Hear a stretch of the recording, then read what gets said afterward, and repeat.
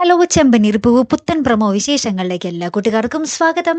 അങ്ങനെ നമ്മുടെ പുതിയ പ്രമോയില് രേവതി അനിയത്തിനെ കൊണ്ടൊരു ഹോസ്പിറ്റലിൽ ഇന്റർവ്യൂവിന് വരുവാ കേട്ടോ.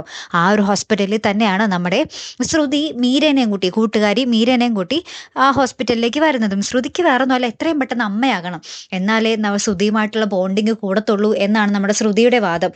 എന്നാലേ തന്റെ കള്ളത്തരങ്ങളൊക്കെ എങ്ങാനും ഭാവിയിൽ അറിഞ്ഞാലും പിടിച്ചു നിൽക്കാൻ പറ്റത്തുള്ളൂ. അതും കൂടിയുണ്ടേ. അപ്പൊ നമ്മുടെ ഒരു ഡോക്ടറിനെ കണ്ടിട്ട് നമ്മുടെ ശ്രുതി ഇങ്ങനെ ചോദിക്കുന്നുണ്ട്, എനിക്കൊരു രണ്ടാമത്തെ കുഞ്ഞിനുള്ള സ്കോപ്പൊക്കെ ഉണ്ടല്ലോ ഡോക്ടർ എന്നൊക്കെ പറഞ്ഞിട്ട് അതിന് വേണ്ട ആ ഒരു മരുന്നുകളും കാര്യങ്ങളൊക്കെ മേടിക്കുന്നുണ്ടേ. ആ ഒരു അമ്മയാകാൻ പോകുന്നതിന് മുമ്പ് എന്തൊക്കെ മരുന്നൊക്കെ കഴിച്ച് ശരീരം ഇതാക്കണം, അത് ആ മരുന്നൊക്കെ ഡോക്ടറിൻ്റെ അടുത്തുനിന്ന് മേടിക്കുന്നുണ്ട്.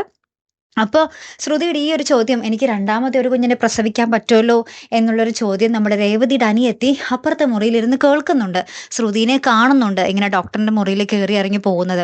അപ്പോൾ നമ്മുടെ രേവതി ആകെ ഇങ്ങനെ അന്തം വിട്ട് നിൽക്കുക, രേവതി അല്ല രേവതിയുടെ അനിയത്തി ആകെ ഇങ്ങനെ അന്തം വിട്ട് നിൽക്കുക, രണ്ടാമത്തെ കുട്ടിയോ എന്നുള്ള രീതിയിൽ.